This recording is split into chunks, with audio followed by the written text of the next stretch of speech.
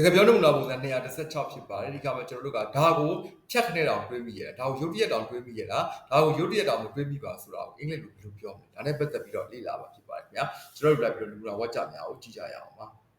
ဒါကိုဖြတ်ခနဲ့တောင်တွေးမိရလားဒါကိုဖြတ်ခနဲ့တောင်မတွေးမိပါဟုတ်ပြီနော်ဒါကိုဖြတ်ခနဲ့တောင်တွေးမိရ Did it ever cross your mind or has it ever crossed your mind တော့ကကိုကျုပ်သုံးနေတာကို that clause လိုက်ပြီးတော့သွားမှာဖြစ်ပါတယ် Did it ever cross your mind ဒါကိုဖြတ်ခနဲ့တော့တွေးမိရလားဒါမှမဟုတ် has it ever crossed your mind တော့က that clause လိုက်ပြီးတော့သွားမှာဖြစ်ပါတယ်ခင်ဗျာဒါတော့အမေးပေါ့နော်ဖြတ်ခနဲ့တော့မတွေးပါဆို it has never crossed my mind plus တော့က that clause it has never crossed my mind plus that clause ဖြစ်ပါတယ်ခင်ဗျာဒါဆိုရင်ကျွန်တော်တို့ကနမူနာဝါကြများကိုကြည့်ကြရအောင်ပါ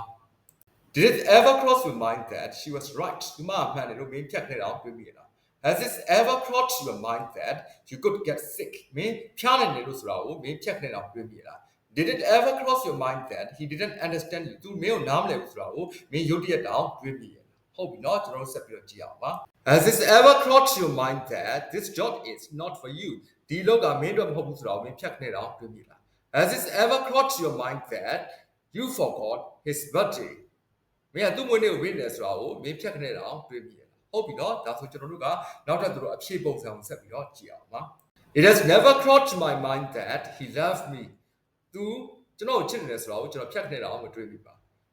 It has never crossed my mind that I will live in another country ငါတခြားနိုင်ငံမှာနေရလိမ့်မယ်ဆိုတာကိုငါဖြတ်ခနဲ့တော့မတွေးမိပါ It has never crossed my mind that